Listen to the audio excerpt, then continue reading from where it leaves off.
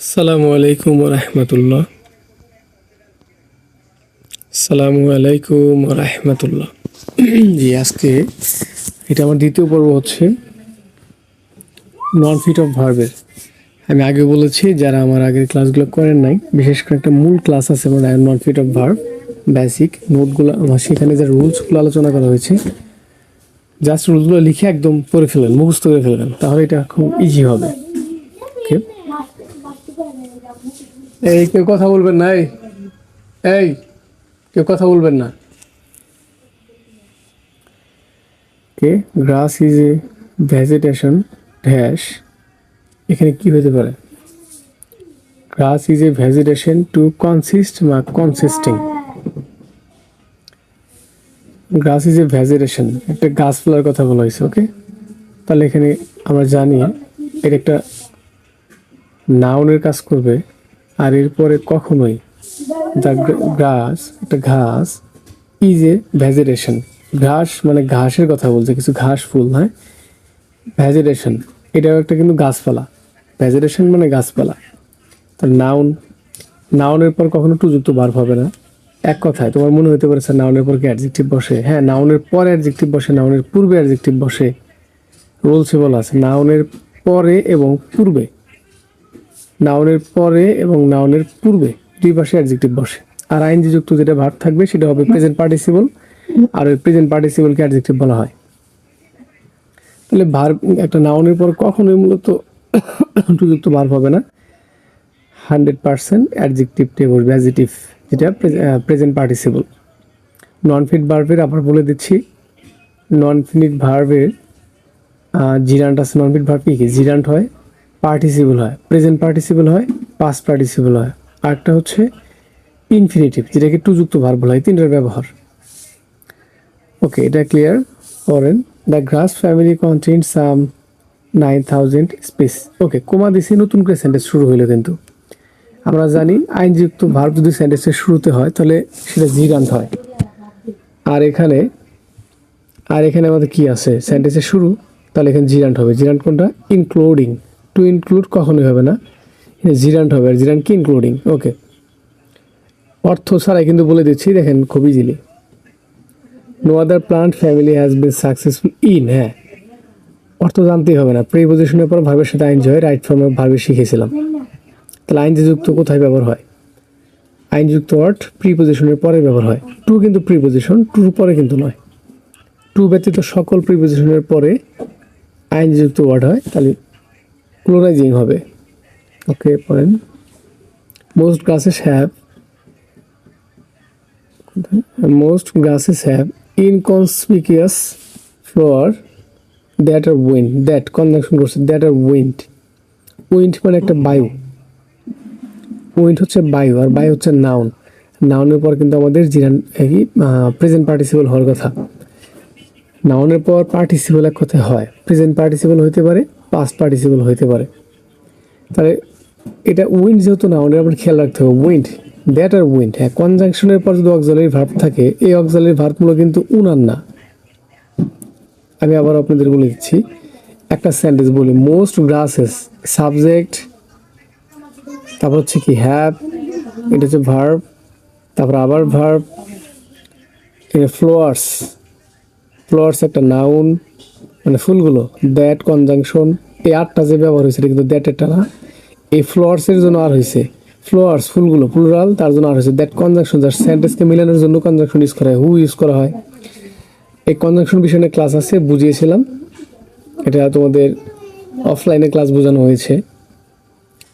হু, that, এগুলোর জন্য কিন্তু অক্সিলারি ভার্ব হয় না। অক্সিলারি ভার্ব দ্যাটের পূর্বে যে নাউন থাকবে তার উপর ডিপেন্ডেড করে, দ্যাটের পরে বা হুর পরে, যদি দ্যাটের জায়গায় হু থাকতে পারতো। হু সাধারণত হয় হচ্ছে আপনার ব্যক্তিবাচকের ক্ষেত্রে। তো এই যে ফ্লোয়ারের জন্য আর হয়েছে, সেন্টেন্সটা শেষ হইতে পারে। উইন্ড, এটা অবশ্যই নাউন। কেন? তুমি ভালো করেই জানো, আমরা ভার্ব বসাবো। আবার তুমি বলতে পারো স্যার আর লেখা আছে, উইন্ড লেখা আছে, তাহলে উইন্ড তো স্যার একটা ভার্ব হইতে পারে। আমরা কিন্তু ভার্ব ব্যবহার করব, আর ওরা ভালোভাবেই জানে যে নাউনের পরেই এখানে সরি আর আছে, আবার ভার্ব আছে, আবার ভার্ব কিন্তু ইউজ হয়, কিন্তু সেটা বুঝতে হবে যেটা ভার্ব কিনা। যদি ভার্ব হইতো তাহলে কিন্তু টু যুক্ত ভার্ব হইতো, কিন্তু এই ভার্ব একটা উইন্ড অর্থটা একটু এটা মেইন করে, যে ওরা কিন্তু উইন্ডকে ভাবেন যে আরের পর তো স্যার কী হয়, ভার্ব হয়। এই যে এখানে হ্যাবের পর কি ভার্ব হয়েছে, আরও আছে যে ইজের পর ইজ এ নাই, এখানে ভার্ব নাই। দেখেন এটা বুঝাই দিই, গ্রাস ইজ এ ভেজিটেশন, ইজ আছে কিন্তু তারপরে কিন্তু একটি, এখানে কিন্তু ভার্বের কথা বলা হয় নাই। অক্সিলারি ভার্বের পর যে ভার্বই থাকবে এমন কোনো কথা না।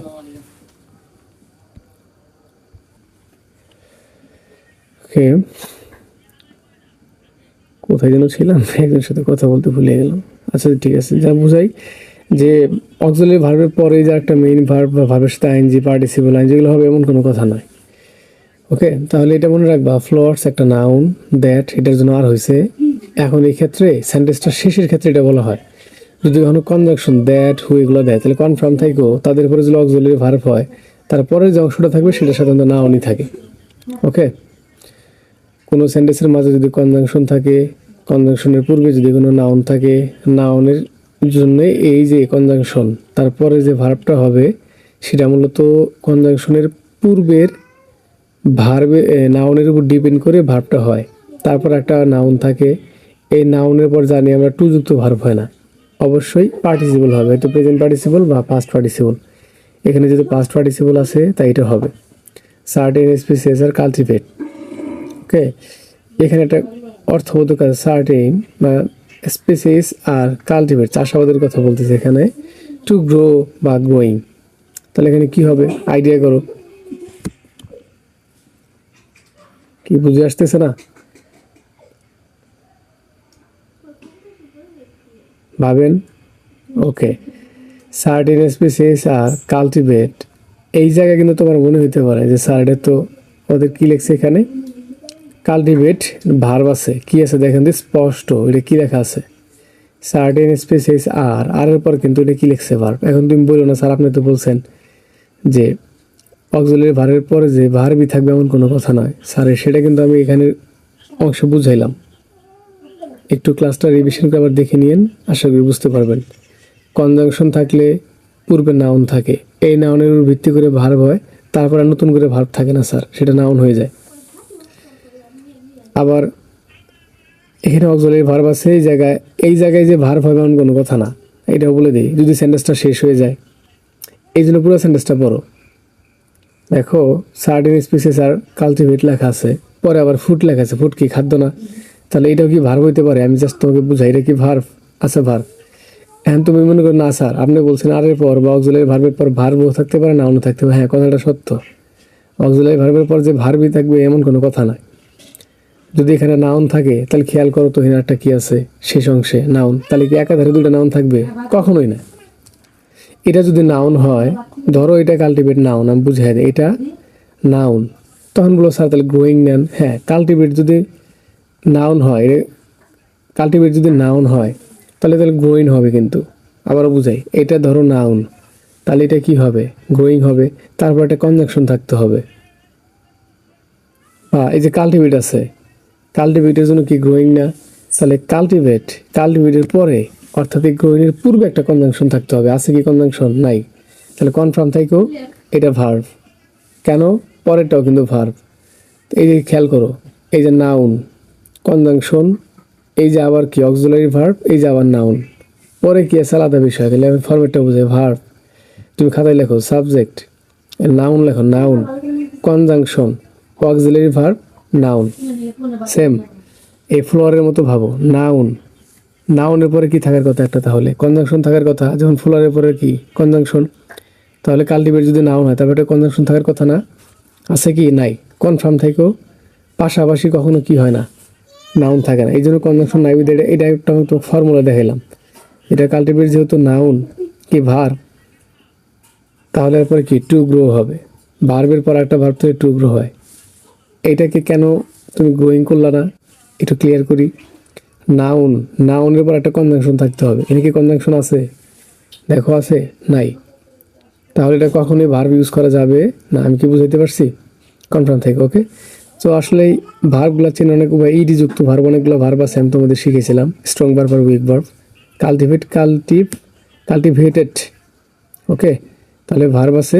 এখন তুমি বলতে পারো যে স্যার এখানে আবার কি লাগাই দিলেন, আর এর পর কাল্টিভেটেড। এটা কি তাহলে প্যাসিভ? হ্যাঁ, মনে করেন প্যাসিভই, এটা প্যাসিভের আকারে আছে। তাহলে কাল্টিভেটেড, এখানে কি হবে আপনার গ্রোয়িং হবে, এখানে 100% কি হবে ফুড, যেটা লেখা আছে। আমি কি বুঝাইতে পারছি? ধন্যবাদ।